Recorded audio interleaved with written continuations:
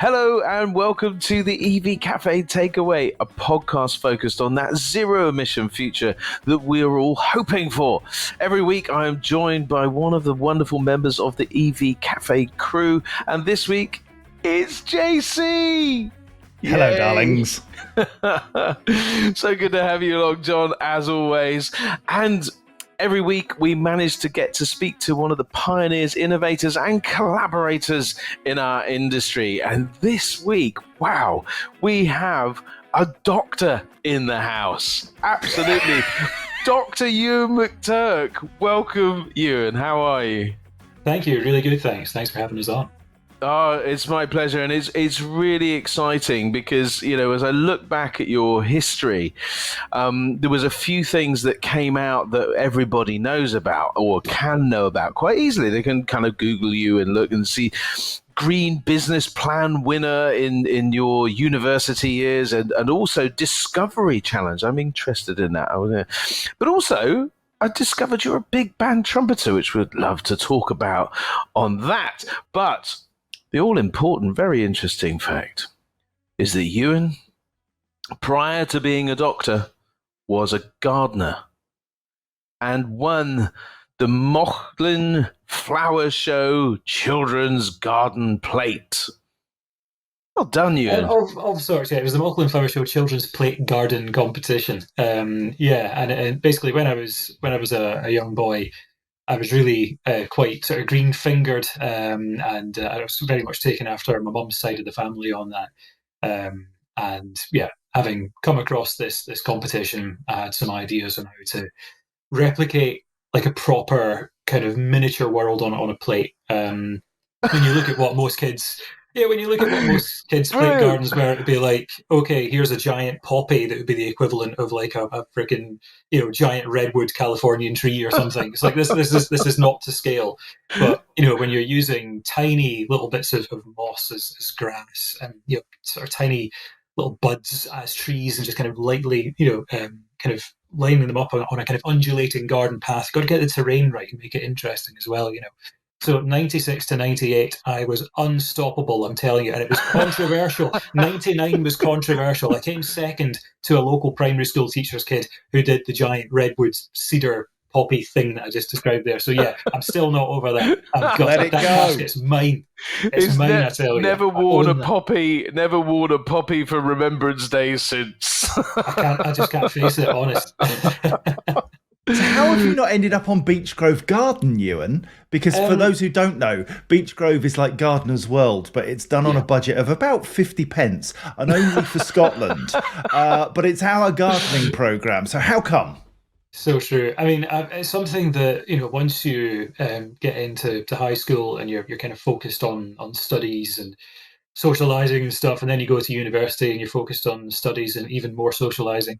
And then, you're living in rented properties where you don't really have much of a garden, things like that. It takes a while before you reach the kind of pipe and slippers suburbia stage again. And that's thankfully where I am after a lot of effort. So we are trying to make a nature garden now. And that nature garden is not spectacular, I will admit, to look at. There are people who do nature gardens where it's all meticulously planned, whereas in our case, we've deliberately left decent swathes of the garden to do its own thing on purpose.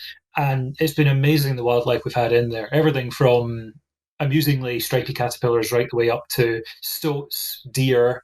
We've had an owl come to visit at one point. Yeah, it's been absolutely amazing. And I'm just so pleased at how it's turning out, because there are other houses in the vicinity where they're doing this horrible astroturf stuff that just kills nature, stone dead, and you also can't walk on it in summer because it's too hot, or paving over their driveway and then wondering why their house keeps getting flooded, that sort of thing, because you've just lost the natural drainage.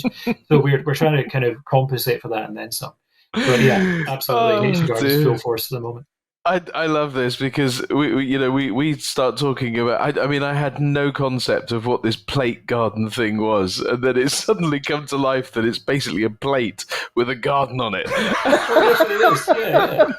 It's just like, oh my goodness! But then we managed to navigate to floodplains, killing the environment, and all that kind of stuff.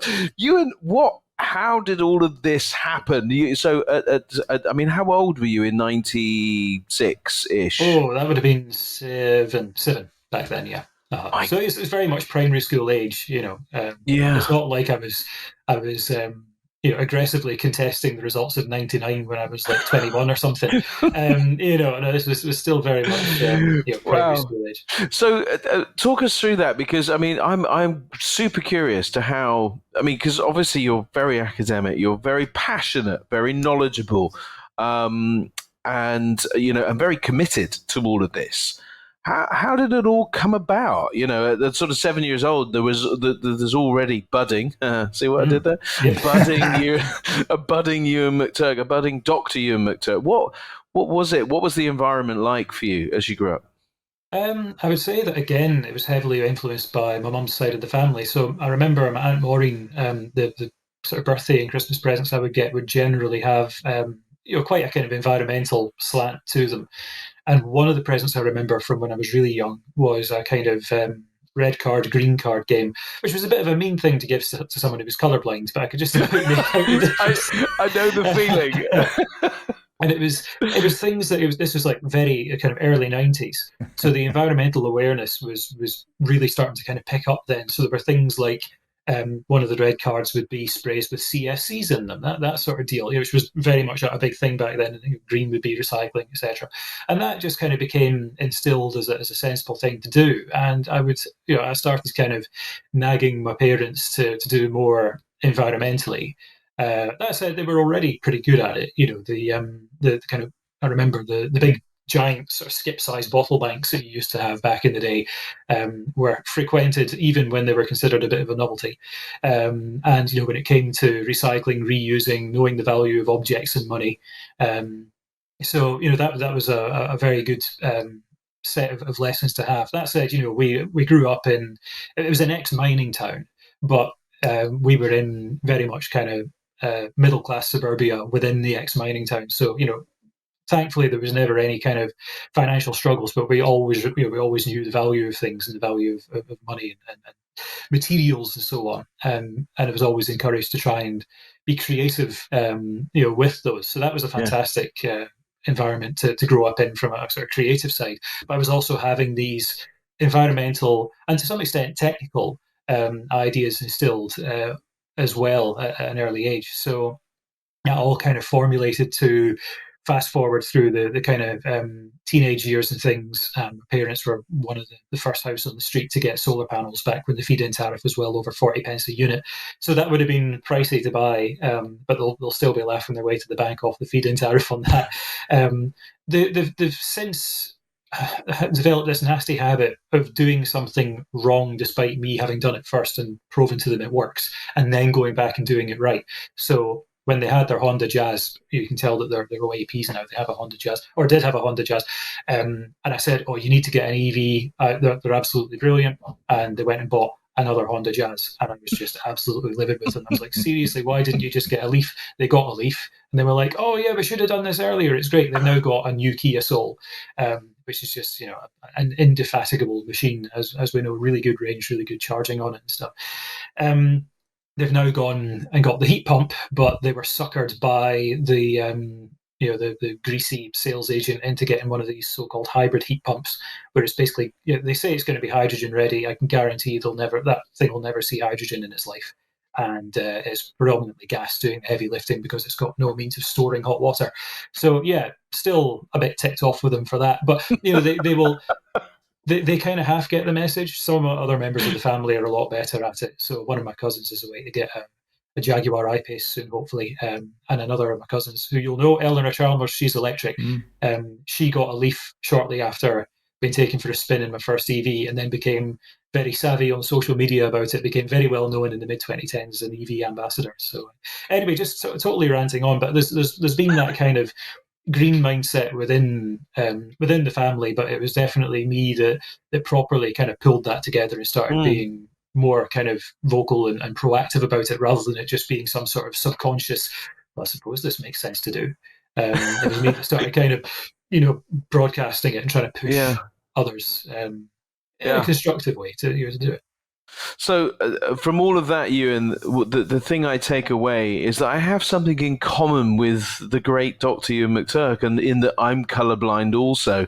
And that's probably the closest I'll ever get to sharing any kind of level platform with your good self. Well, the color blindness is actually something that also shaped my career path, funnily enough, because it kiboshed a young, wide-eyed, innocent Ewan's dreams of being a train driver. So, like, Thomas the Tank for Life. When you're that age, obviously, Peppa Pig and all these ones hadn't come along yet, and it was still Thomas the Tank that was like the best, officially the most popular kids show of all time or something. And it was like, oh, I want to be a train driver. And then it was like, oh, yeah, you can't be colorblind in case you don't read the signals right. It's like, oh, what do I do now? And then I toyed with I'll be a battery chemist. But the thing is, I toyed with being a doctor, but it was a medical doctor. And then thought, no, actually, I'm more interested in the kind of tech side of things. Discovered I was quite good at computers, and we'll come back to that because that's kind of something else that kind of shaped something that went on. But I'd kind of resigned myself to doing computing when I was looking through the university prospectuses. Should really know the plural of prospectuses. Anyway, yeah, looking through them all, and I discovered renewable energy was a degree, and it was a technical degree. It was an applied physics degree at the University of Dundee, and went, wow, okay, everything that I've been interested in, the kind of techie engineering side, and obviously the environmental side, boom, done. I'm applying for that. And that was it was my one and only application that I made, I think. So, yeah. So, Ewan, when you were at school, I've spoken to some people from my school days, and they said I was a bit of a nerd. Mm. And I was slightly hurt by that, but it's actually quite a compliment, I think. Were you a nerd? I definitely, I would have been perceived as one, and I probably was one as well. So, like, ex-mining town, growing up in the 90s, the main kind of hobby, of course, was football. Everyone was into football. I was not into football. I was into Robot Wars. I was into, more and Scrap Heap Challenge and more kind of techie stuff like that. And it was a totally different language. And not only, well, speaking of language, this is not representative of the accent of Cumnock. I mean, I can ramp it up for you if you want, but when you go to primary school, speaking like this, you are automatically, and pardon my language here, are we allowed to swear? Yeah. Yeah. So you're automatically a posh. And then on top of that, when you're we said ginger, swear, so okay. Well, we can bleep that out. Actually, I think we need to do a little bit of education here. In Scotland, when you use the C word, you don't actually mean that. It's kind of like somebody. It's a person. So if you're a posh, you're a posh person. You're a posh bloke, posh girl, whatever it might be. You don't actually mean it in the way that in England you might use it. Yes. Oh, yeah. It's totally fine. Just leave it in England. Yeah. There is the fascinating thing if you're listening in England. The fascinating thing is that in Scotland, that word has negative, neutral, and positive connotations depending on the way it's used. So there is the Ewan, you're a ginger, specky, poofy, posh, which is what I heard all the time. There's the someone new walks into the bar and you don't know who they are. Who's this? And then there's the and then John and I are a few jars in at the bar, and I just put my arm around you. He's like, "You're a good," and that's the three versions of that. So if you genuinely want to leave this bit in for the kind of post-watershed, that's your negative, neutral, and positive connotations of that word. It's interesting how Scotland has weaved it into its language. And we link that back to positive and neutral and, so anyway, sorry, there. John, I interrupted. No, all I was going to say was that we have Joe, who's our producer, and he's sitting with his head in his hands at the moment thinking, how am I going to edit this nightmare? He's just written, this will be funny to bleep out, so there we go. So let's go back to school. So did you have a close-knit group of friends, or were you the guy who's kind of stood at the edge of the playground and nobody spoke to? What was school like? It was quite interesting. So, like, primary school, when I went in there initially, I remember being like very much in there with loads of different people, really quite social. And then, like, there were a couple of bullies who kind of picked up on, this guy speaks differently from the rest of us. This guy seems to be getting good grades without swatting too much. Clearly got jealous of the fact that I would have been getting good attention from the teacher rather than bad attention. And every single day was bullying from that point. And that marginalised me, and I did become isolated.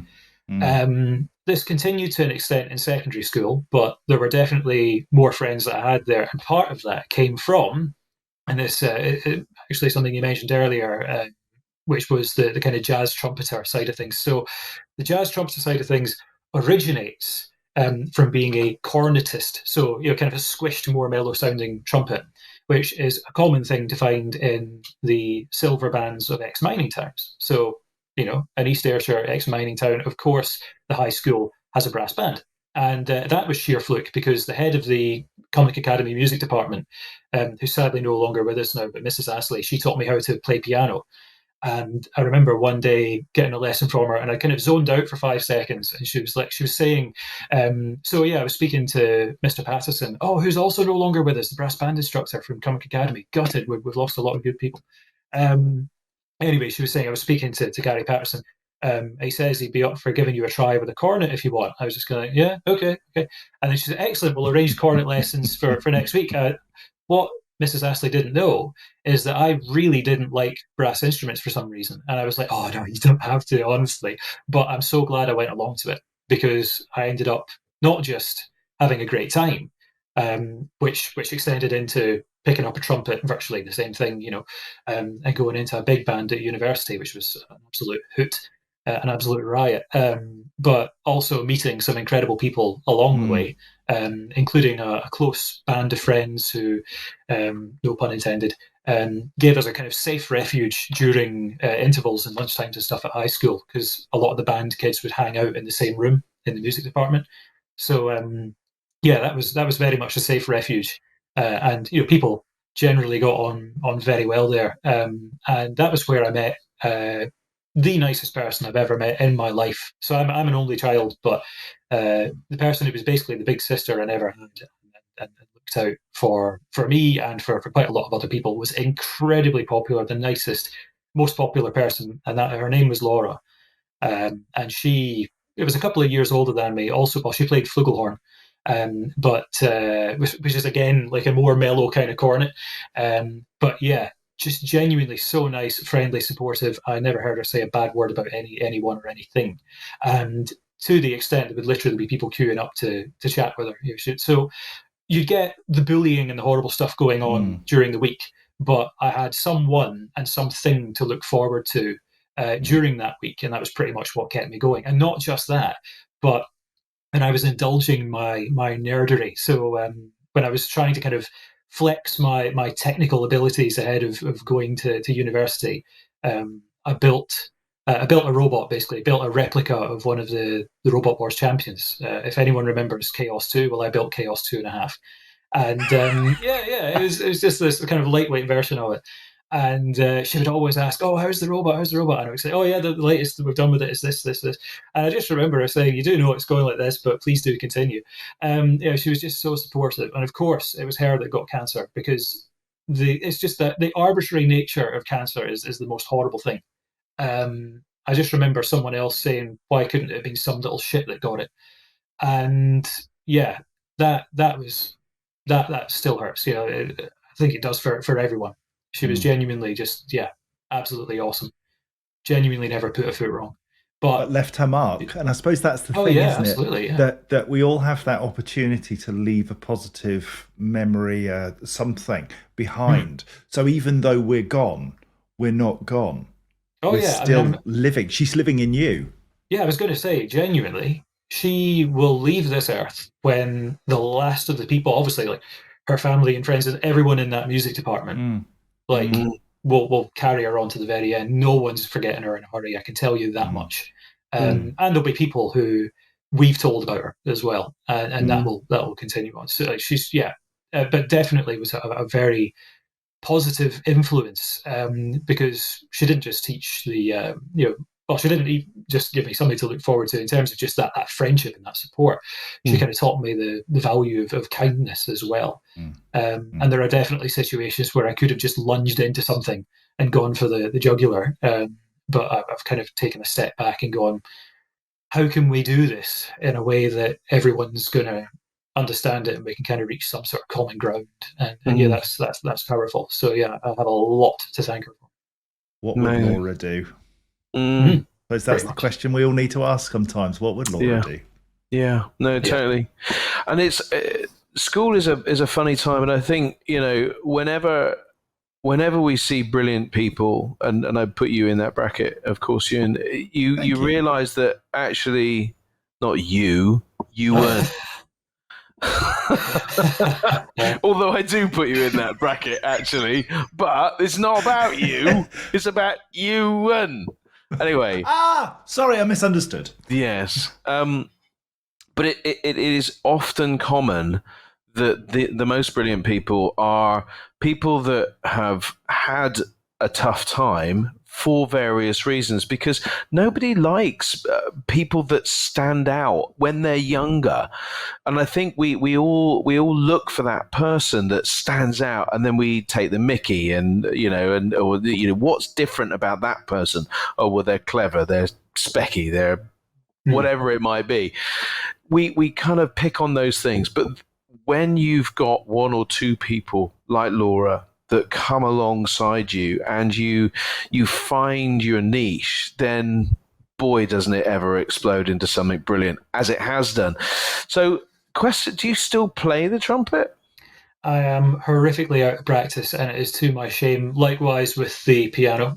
So I got to grade 8 on the piano, could play Claire de Lune off by heart and things like that. And I look back and think, yeah, I'd love to be able to do that again. I then went to university, couldn't take a piano with me. Yes, there were pianos, but I didn't really have enough time to get near them. I then joined the big band by sheer fluke. There were some people in one of my classes at uni, well, it was one of them anyway, who said, I play saxophone. I'm going to try out I say try out, it was like anyone could join the big band. Do you play anything? So, I play the cornet. He's like, yeah, well, come along. And so through there, that was Robert, one of my good mates from uni.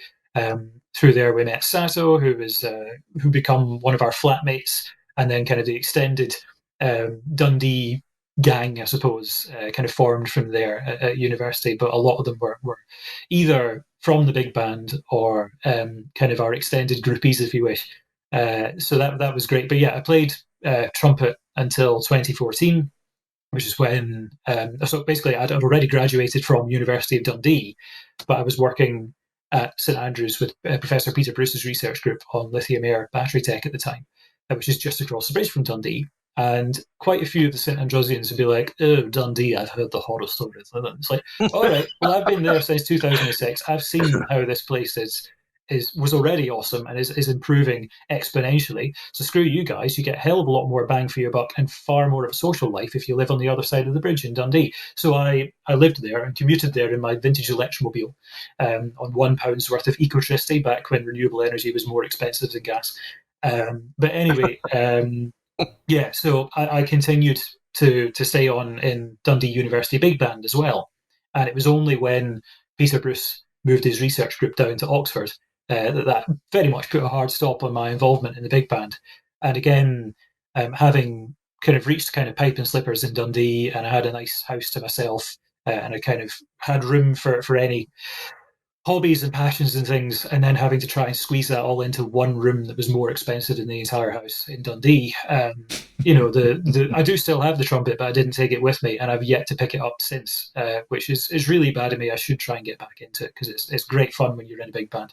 Well, we'll have to get you onto a live EV cafe somewhere, and you can come along, but you're only allowed on if you bring your trumpet. I can bring it. I might not be playing it. I mean, if you're out no, you got to play it. If you're out of practice on a trumpet, you sound like a flatulent duck. So it's you want to be. I need time to try and practice. Well, best get yourself ready. I mean, that's the trumpet was. I could have been properly good at it, but annoyingly, I had braces fitted during high school, and I had just been promoted to first trumpet, so the hardest part. and then had braces fitted, and that completely changed, of course, the way that your lips interact with the mouthpiece. And it basically meant I had to relearn the instrument, and I had the braces taken off, I had to relearn it again. And then fatigue just set up, as in like your lips would just knacker themselves a lot faster than they used to. And that seems to be either a permanent thing or something that would take a heck of a lot of practice to overcome. Either way, I never quite fully recovered. So I would kind of languish towards kind of second or third trumpet parts generally within the big band. But yeah, I did kind of reach that peak and then cruelly had it taken away. But on the plus side, I now have straight teeth. So, you know, all adds. There's swings and roundabouts, I guess. Absolutely. And you mentioned Professor Bruce. Yes. Did you say Robert Bruce? No. Professor Robert the Bruce. No, Professor Peter Bruce. Professor Robert Peter Bruce Bruce. was instrumental in his own field, of course. But I just thought he might have been named after that Bruce. Anyway, so he went to. So does your doctorate come from Oxford? it does. Yeah. See, that's quite powerful, isn't it? How did all that feel? Because that must have felt a really good moment where you got that. Well, it's interesting because when Peter announced that the group was relocating to Oxford, my initial thought was, oh God, because I had carved out this fantastic niche in Dundee. A lot of my good friends were there. Family wasn't too far away over on the West Coast, but as I say, I had an amazing community within Dundee. I was really enjoying where I was at. I had my vintage electromobiles and I had a place that I could keep them. So I had the 106 Electric and the Mark I Honda Insight as well, both of which are in transport museums at the moment. But yeah, I kind of had this. I was kind of ahead of where I wanted to be in life in terms of the the kind of material possession side of things I would have wanted, I guess. I had to sacrifice all that. Plus, on top of that, my other half was based in Edinburgh, so I would see her at the weekends. It was only about an hour or so to get from Dundee to Edinburgh. And then all of a sudden it was like, oh, I'm going to be 400 miles away. This is problematic. And yeah, that was an annoyance. And I did kind of look into other opportunities at that point. But I decided in the end I'm going to go to Oxford. But I'm going to be straight in, straight out, no messing about, not really caring about the collegiate system, the whole thing about how they put the sorting hat on you and tell you you're in Gryffindor or whatever. I picked the greenest college, Linacre College, but unfortunately the building I was in won its Green Awards in 1996, and that was a long, long time away. So it was funny because they had this big poster as you came in, and they said, we use gas-fired ovens because gas is cleaner than the coal-fired electricity of the UK national grid. Bearing in mind that this was now 2014 when we were well on the way to kicking coal out off the grid. It's like, are you kidding me? You've still not updated any of this. And yeah, Oxford was congested, expensive, polluted. There was no camaraderie like there was in Dundee. So a prime example of this is shortly after taking my bike out on my first run to the nearest supermarket. Another thing that annoyed me about Oxford was that all of the supermarkets within the city centre were either tiny little Tesco's or tiny little Sainsbury's. There were lots of them, but they could only fit so much in, so there wasn't much variety. Whereas, Dundee, there was a big supermarket, about a 5-minute drive, 20-minute cycle away, and it was you had everything you could possibly want. Anyway, point is that the chain or something came off my bike, and I couldn't figure out what it was. And I had this bike upside down for about 10 minutes trying to figure it out. It turned out it was actually a support of one of the mudguards had come loose and jammed the front wheel. So I'm glad I didn't go over the handlebar. Point is that at least 100 people walked past me. Not one of them offered to help. In Dundee, the chain came off my bike twice on the same street with only one other person on it on the opposite side of the road. Different person each time. Oh, you doing okay there? Do you need a hand? And that's just because Dundee is this big village, this proper kind of camaraderie. And that's, that wasn't necessarily a student or anyone, that was just someone from Dundee. But the students as well, like Dundee's university is a centralised campus, but right in the heart of the city. So like it's genuinely a really vibrant place to be. It always gets like the top award for best student experience, and I could definitely vouch for that. One of the best parts of my life would have been coming up towards the end of that stint in Dundee, because as I said, the kind of material possession-wise, having the vintage electromobiles and things, that was good, but also just the group of friends I had there, and the very diverse group of friends from different kind of walks of life was brilliant. And it genuinely got to the stage where I had to add an extra 10, 20 minutes on from walking from my house, which was close to the city centre, into the city centre. I had to add on an extra 10 or 20 minutes because of the number of people I would bump into along the way and would stop and have a chat. The sun's always shining in Dundee, so everyone's just wandering about high-fiving each other. They love it. So, like, it honestly was such a happy time. And to go from that to stress levels that would make a fighter pilot think, oh, wow, you need to take a break, mate. But yeah, I went straight in. I got the work done. And on the plus side, I did meet some pretty cool people. So, for example, Professor David Howie, who basically became my other supervisor.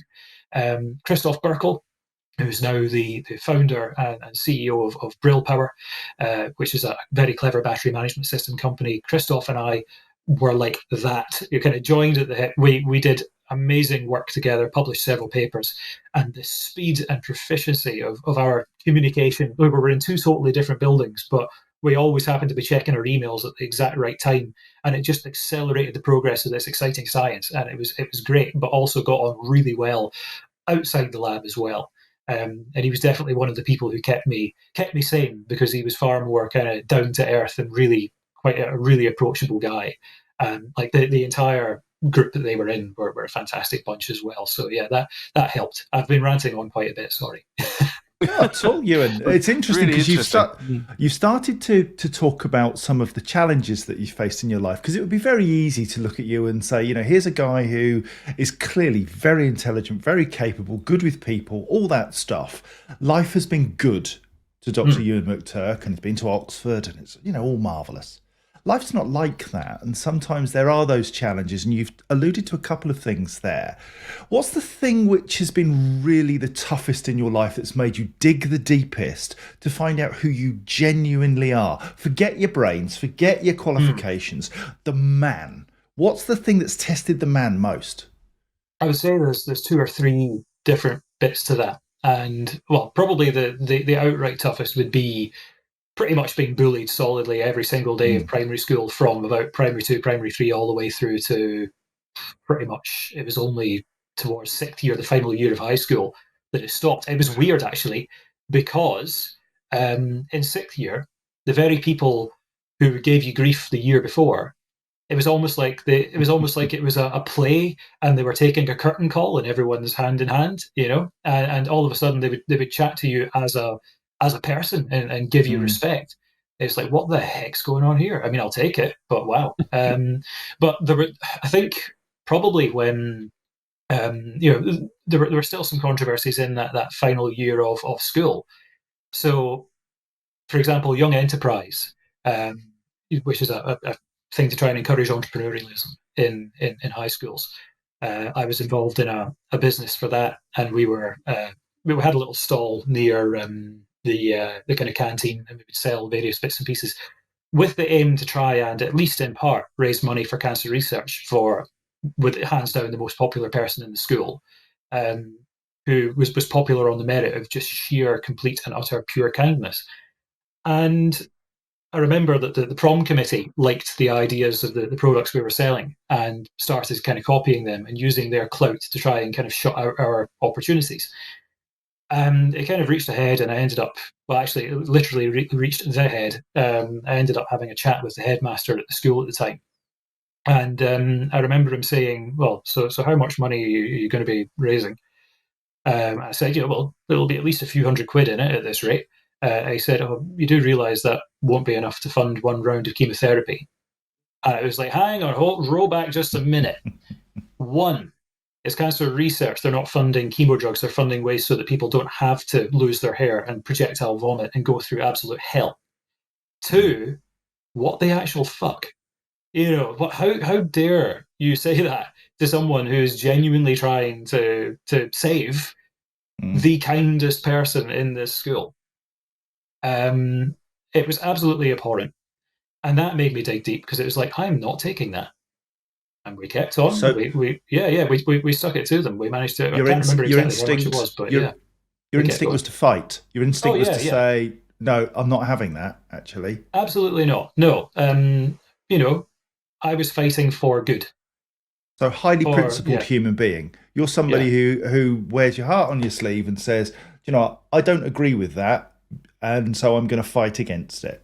Yeah, and this is something that I kind of do, sort of day to day now. I'm trying to fight Mm, for good in terms of basically trying to make sure that we have a planet and that we can yes. actually inhabit. And nature I find fascinating as well, and the fact that nature doesn't necessarily have a voice, and you've got untold destruction taking place, and you want to try and stop that. But Mm, this situation back at school, I was fighting for a physical embodiment of good. There was a person there, a person that literally no one had anything bad to say about.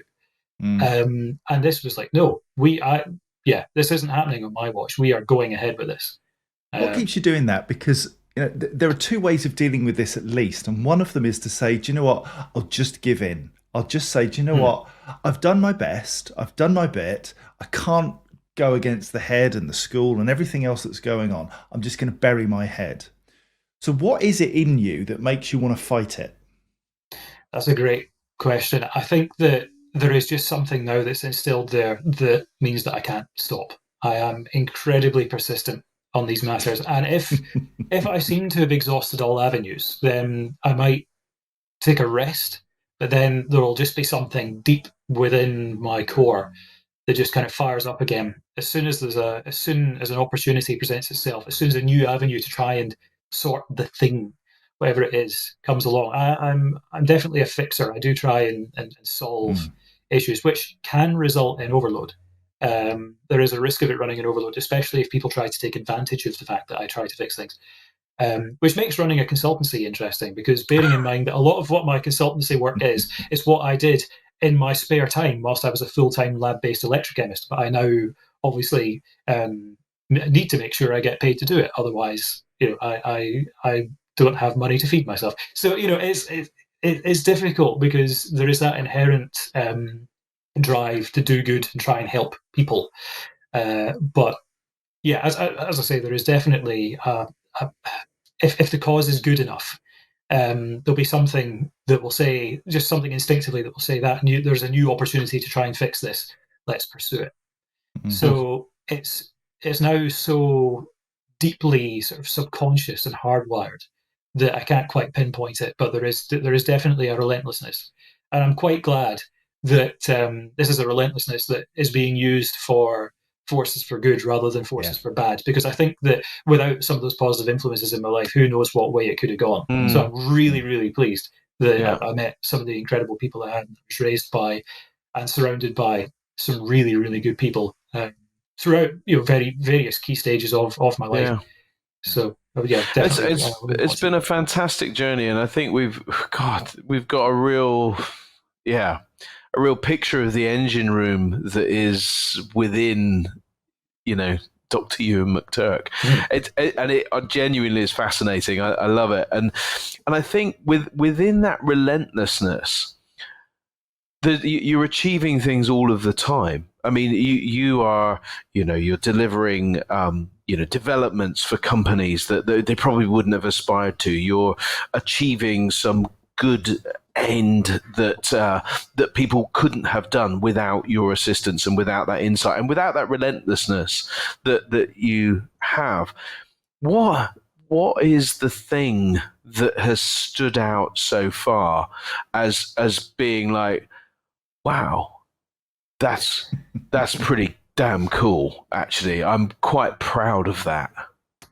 Again, that's amazing. Because annoyingly, I do kind of focus on the things that I would still quite like to do rather than necessarily the bits that have worked out so well. I mean, there are definitely a few. Um, I would say that having started a business, a proper business, has taken me by surprise how well it's gone. Mm. So actually, do you know what? Even earlier than that, Plug Life Television, the YouTube channel. So this was an idea that I'd had in my mind for some time. I wanted to try and get some information out there. I'd initially thought about doing EV reviews, but obviously quite a lot of people are doing EV reviews. And I could have put more of an electrochemistry slant on it, but then I realised one day when I was sitting in a conference in Edinburgh, and someone had asked some very good questions about batteries, with an air of skepticism, but they were very good questions to do with like ethics and lifespan and so on. And the panelists all gave very wishy-washy responses because they didn't have those answers. And I was sitting there with the answers in my mind, and I went, yeah, I need to be able to get that out there.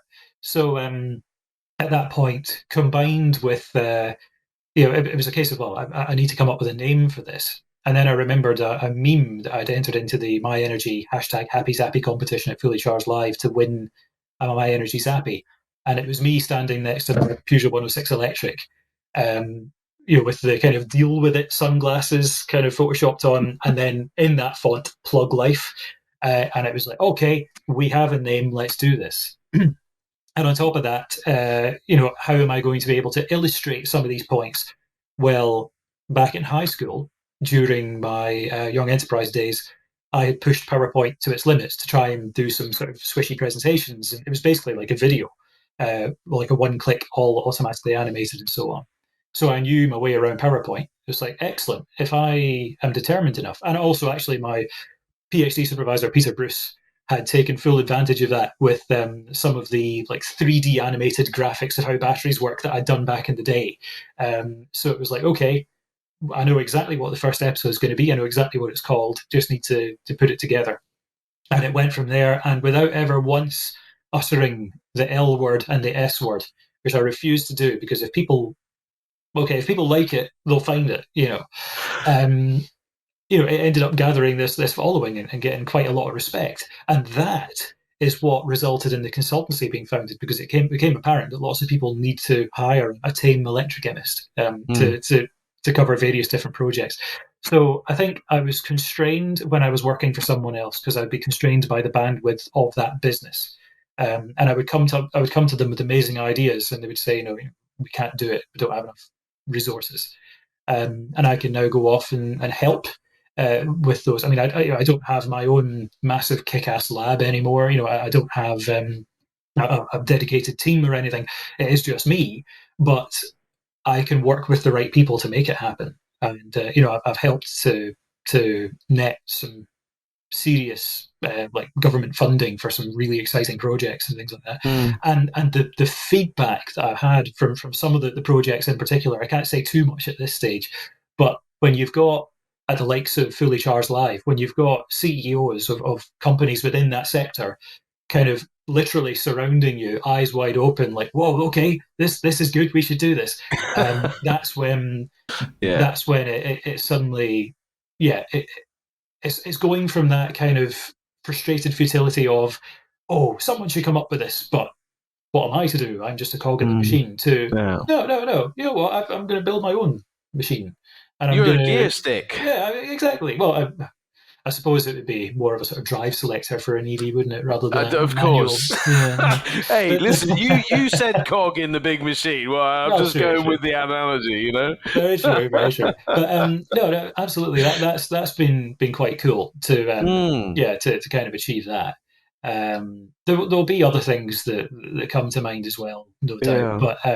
But Euan, it's fabulous because I know some of the help that you've provided, and we work with one of the companies on the same company, and the help that you provide. Oh, I don't know of anybody else that could provide it, and it's like, I mean, the three of us here, very unique cogs in the whole machine of whatever it is, the machine of life. Let's go with, but. And you bring your uniqueness, and you bring that understanding, and it's exciting as you look at the future, and in particularly with your area of expertise. I would love to understand what you're seeing coming in the future for batteries, in particular in relation to vehicles, because we've still got so many challenges to solve. We still, in some instances, don't go far enough. We still have, I came from the motorhome market. They've built a motorhome on a 4D Transit, very respectable vehicle, really good vehicle. It'll do 108 miles. And it's got no weight capacity, no payload, because of all the stuff that's on it. When are we going to see, more energy dense batteries? When are we going to see different chemistries that will take away the concerns around fire and mining and all of those kinds of things? What does the future look like? Give us hope. Yeah, well, I mean, already on the latter point, lithium iron phosphate takes away any concerns about fire. Lithium iron phosphate just doesn't catch fire. If you manage to get it to catch fire, I think you get a telegram from King Charles. It's like basically what happens is so lithium iron phosphate is the cathode material, positive electrode. Most electric vehicle batteries, until Tesla came along with the standard range Model 3 and said, hold my non-alcoholic beer, most of them used lithium, nickel, manganese, cobalt oxide, NMC. Generally, if it's got cobalt in it, it will be flammable in a worst case scenario. But that worst case scenario is still between 20 and 60 times less likely than a petrol or diesel car to catch fire. So let's just remember that. The point is that LFP, the oxygen within that structure is far more tightly bound to it than it is in NMC. So if you were to drill through an NMC cell, it would very quickly discharge, and that would generate a lot of heat. That would cause the electrolyte and the positive electrode to decompose, the cathode.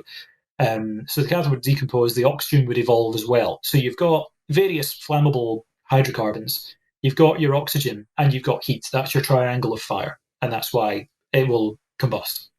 But nowhere near as badly as a ruptured fuel tank. With lithium iron phosphate, the oxygen's far more tightly bound to it. So you've got some hot gas, but you've not really got that much oxygen. So yeah, I mean, it might vent some hot gas, but it won't catch fire.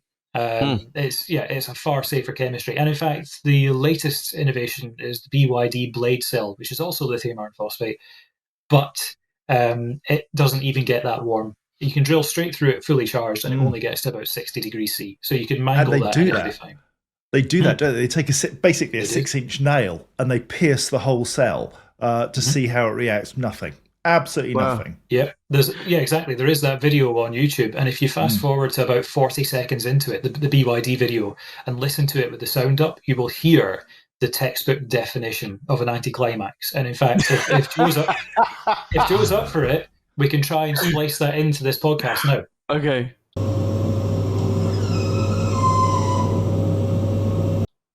He's good. There we go. Right. That was fun, wasn't it? Right. So yeah. But the other thing that is quite exciting about the tech that's on the horizon. You were saying about the Ford e-Transit camper van and its lack of payload. Well, lithium, sulphur, and silicon anodes will both help on that regard. In that regard, so silicon, you're replacing graphite. Graphite is necessary as a safety procedure because it allows lithium ions to pigeonhole themselves into the negative electrode, the graphite structure, without plating unevenly and forming these little branch-like growths called dendrites that eventually puncture the separator and short-circuit the cell internally by touching the positive electrode, which means you've got an electrical pathway within the cell.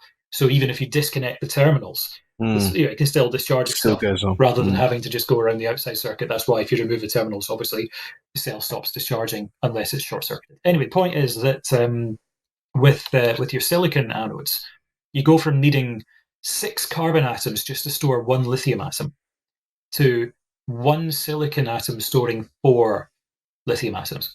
So massive improvement in energy density. You've just shrunk the negative electrode massively. Is this solid state, as they call it? No.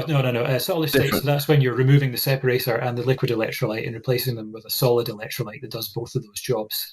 That's also on the horizon. That will also improve energy density. It's believed that it's reasonably safe to use with pure lithium anodes. So you've even removed the silicon and stuff. The ideal is to have just pure lithium. Or in fact, the ultimate ideal is just to have to basically Tracy Emin it. So you've got your copper current collector, which connects the inside of the cell to the outside world. And then just have that clean sheet of copper, and then load the lithium into the positive electrode, kind of overload it with lithium. So the first time you charge it, it just splats itself against the copper. And then when you're discharging, it just comes off the copper again and splats onto it, rather than having a constant presence of lithium in the negative electrode in so what does that give us? What does that give us in terms of improvements? Or what might we see in terms of sort of energy density, kilowatt hours for weight, that sort of balance? Each of those technologies, silicon anode and solid state, conservatively should give a sort of 50% to 100% increase in energy density. So potentially doubling the range of the vehicle for the exact same size / weight of battery each. Brilliant. So yeah, big progress there. But what's particularly good is, because obviously we've talked about volumetric energy density, which is, being able to squeeze into a certain space. But you've talked about the actual payload of the vehicle being problematic, and that's where you need your gravimetric energy density. That's your weight of it. So watt hours per kilogram rather than watt hours per liter. Yeah. And that's where lithium sulphur is interesting, because sulphur, incidentally, we have massive stockpiles of from oil and gas refining. So obviously you desulfurize. Yeah, exactly. So there's just massive mountains of this yellow, eggy stuff at oil refineries. And it's like, what are we going to do with this? Well, we have a cunning plan. We can use it as the positive electrode. That means you've got no nickel, no cobalt. You've not even got your iron or your phosphorus or anything from LFP. LFP is basically lithium plus rust. It's very cheap to make. But point is that your sulfur is even cheaper, allegedly. There are attempts to use it with, again, a pure lithium foil. But the advantage there is that because sulfur is so light, you'd be looking at roughly the same capacity of battery pack as is currently in the Transit, because the volumetric energy density is roughly the same. But you'd be looking at about approaching half the weight. 400 to 500 watt hours per kilogram. 400 to 500 watt hours per kilogram at cell level. Aerospace is very interested in this. Buses and trucks are very interested in this. Frustratingly, one of the world leaders was OXIS, which was a UK company. It was in the process of building its first proper factory, rather than just pilot production line in Brazil, funnily enough, for trucks and buses. And then they went under, as with so many good British businesses recently. So sadly, I'm trying to remember what's happened to the patents, because I know that Johnson Matthey bought them up and then sold them on again. Johnson Matthey, who just loves to kind of rage quit the battery sector at will. But yeah, anyway, I can't remember where those patents are now, but there is a very real risk that this UK head start is about to be squandered, and it'll inevitably be one of the very talented Chinese cell manufacturers that will beat them to market. But hey, it's a good cell tech. It's good cell chemistry. It will definitely find its uses in those sort of applications. So yeah, worth keeping an eye on. Fantastic. So, an eye on. Hey. We could do this all day. Absolutely. Sadly. Yeah. John, we're sort of coming to the end of our time. Have you got a couple of killer closing questions? Yeah. Come on. Go Bring them on, baby. One. Euan, you have the ability to make a fundamental difference to the world. What does that look like for you? What does success look like for you? How will you know that you've delivered on your potential? So I think there are so many technologies out there just now that people who already use know make absolute sense. So people who've got electric vehicles know that they make absolute sense. People who cycle to work on a decent cycle path know that that makes absolute sense.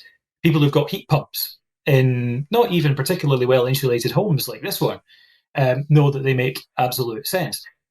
And people in the know that it's fossil fuels that have jacked up our cost of living right across the board. Not just, ironically, it's gas that's driven up the price of electricity. And of course, the rise in the cost of petrol and diesel means that a logistics sector that's been slow to electrify has meant that the cost of everything like orange juice in Tesco has gone up because it's more expensive to ship. It's when we get to the stage that the average person on the street understands that, properly understands it, even if they don't realize that they understand it, just the kind of thing that they will say in a very kind of off-the-cuff manner, in the same way that person will say, oh yeah, but the lithium batteries in that EV only last 5 years, don't they? Oh, but the kids that mine the lithium, you're actually thinking cobalt, and there's not that many kids involved, and artisanal mining is not restricted to cobalt. Actually, cobalt is a very small amount of artisanal mining worldwide. Are you that worried about the other kids in artisanal mining? Nah. Okay, cool. Right, anyway, yeah. So, yeah, all these sort of things. But that said, the mainstream media is just bombarding people with absolute garbage right now. And to be honest, the Telegraph's particularly bad at it because their energy editor is an oil and gas lobbyist. So that's why we've seen so many hit pieces recently. Private Eye just did a fantastic expose on that on Telegraph, so definitely worth checking that out. But yeah, there is a lot of corrupt power in those kind of mainstream media sources.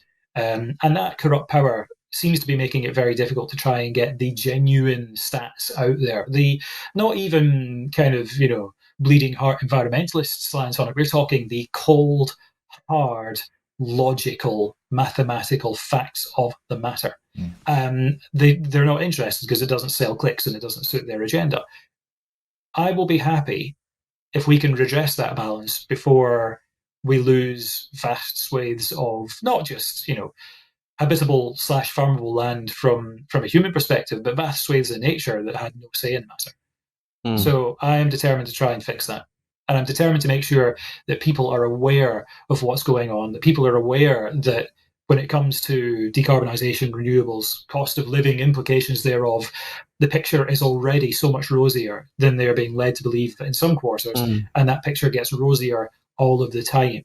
I just get to try and direct people towards the correct source of that information and to get them to speak to people who've actually been doing this day in, day out and are practicing what they preach.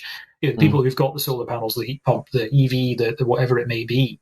That would be the ultimate goal, to make sure that people are actually properly informed on this, and that the immediate off the cuff response is the genuine, logical facts of the matter. Because underneath this kind of determination to do this kind of force for good, there is definitely this kind of original Euan that was not shaped by anyone else, like the Euan I would have been otherwise. Just this core of a very kind of steely, kind of mathematically minded, number crunchy, wouldn't look you in the eye sort of person who's just kind of sitting there crunching some numbers and stuff. And then there'll be the kind of goodwill person who version of me that has been built on by the amazing people I've met.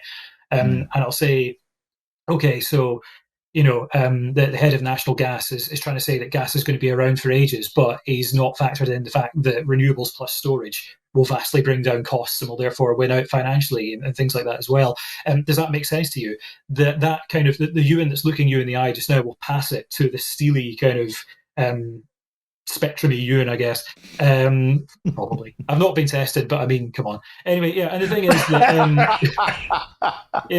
and they'll hand that piece of paper to that very core Euan, and without even looking up, they'll just be like, yes, and they'll just keep going away crunching numbers again. Be like, okay, right, we put that out there.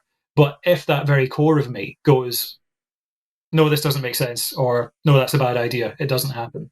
I don't act completely on emotion, or I try not to act completely on emotion. I try to back it up with that kind of cold, logical, pragmatic side of it as well. So yeah. That's going to be important, to make sure that we're not just losing our cool, to make sure that there is genuinely truth behind what's being said. But that all said, Euan, I think the fact that you do lose your cool in that driven kind of going to see the headmaster WTF moments, I think that's an engine room that we all recognize actually is essential to seeing this. And today, Euan, we've been able to inspect I suppose we should say the motor room, because it's not an engine, is it? No, not in the traditional sense, but it's a motor that is powering you forward. And I actually believe that you will do a lot of what you've just set out in there. I do think we maybe need a new Plug Life TV video on this latest iteration. If I was to wag a finger at you, Dr. Euan McTurk, you know what I'm going to say. We haven't seen enough Plug Life television for the last couple of months or so. There is a very good reason for that. Plug Life Consulting has kept me so busy, I've not had time to do new episodes. There are new episodes in the pipeline, although interestingly, I can officially reveal there are at least 3 episodes being developed that will have a very different look and feel to them. One of them was actually to do with my heat pump, and is basically the video that I wish had been on YouTube when I was looking into service plans and things like that. So keep an eye out for that. But also, I teamed up with the former creative director of Fully Charged, Mark Taylor Hankins, who's done some incredible work with the series. Particularly I think the Estonia episodes were like critically acclaimed and things like this when they went to see skeleton ultracapacitors. He also filmed Robert going around Peter Bruce and David Howie's labs during my time there. Batteries to the Future, back from 2015. That's the episode of Fully Charged Batteries to the Future. Anyway, the point is that he's based in Bristol. I happen to be in Bristol on work, and there's some very cool companies doing very cool things within the kind of EV/renewable space in Bristol. So we went and filmed a couple of sort of BBC4-esque deep technical conversations. And what was interesting was, although I was meant to be interviewing them, the conversation naturally switched around. So they started interviewing me, because apparently people want to know about batteries. So whenever Mark gets a chance to put those together, there will be some very professional looking episodes of Plug Live Television coming soon. Wow. And I'll tell you, if we can get any sort of sponsorship to do that, like, this is not an immediate appeal. I'm just saying, like, literally, if the financial clout was there, absolutely, we'd be going up and down the country, going into all of the amazing labs, not least visiting, not just Christoph had mentioned at Brill Power, but I have to give a shout out to Tajdin Amachayev and Joe Fleming at Coventry University. We used to work together at WMG, and we were kind of the academic Three Stooges, but we got on so well. Again, gelled as a team, did some amazing work together. And yeah, Taz was actually my next door neighbour by sheer fluke. Because I remember a couple of months after starting at WMG, I started moving into my idyllic little sort of Tim Burton-esque, like very tall, very skinny house in the Chocolate Box village of Kenilworth. And this guy appears at the balcony of this flat next door. It was Taz. He's like, "Are we neighbours now?" It's like, "Oh yes." that was a brilliant time, because we just got on so well. I miss it. If you're listening, Taz and Joe, I do miss you terribly, and we definitely need to get a catch up next time I'm in the West Midlands. But yeah, again, there are really cool people I've met in all those different places I've been. But yeah, anyway, the point is, I'd be totally going into all those labs, all those businesses. We'd be filming it. Mark would be making it look like a cinematic production, and Plug Live Television would finally get its reprieve. But it's time. Time is the enemy right now. I'd love to do more Plug Live Television, but it's Plug Live Consulting that pays the bills. So that's the reality at the moment.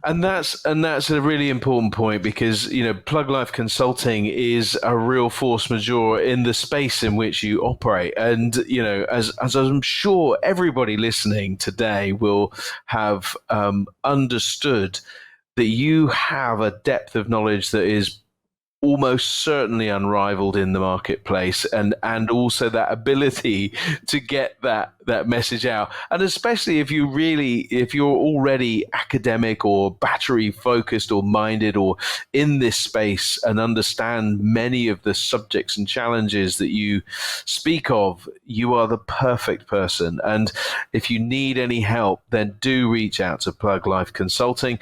And obviously you can look back and answer a lot of those myths that we in the EV Cafe have done for the last 2 or 3 years as we've been going on our journey. We've reached out both to Plug Live Television and to you, and to answer many of the questions that are on our minds. So it's been fantastic, Euan, and the idea that there is hope for the future of batteries is really a brilliant one, particularly bringing down the weight, increasing the energy density. And we didn't even get to talk about the speed of charge, but we'll worry about that for another day. Yeah. But Euan, thank you so much. Please, everybody, John, final thought, goodbye, blah, blah. No, I just think we're all blessed, really, that we've got on this planet somebody who is technically so brilliant and is also such a lovely human being and a decent person who's great at communicating, has passion, and wants to make a positive difference. Euan, thank you. What can I say, John? You're a good. Anyway, yeah, it's been a pleasure. Thank you so much.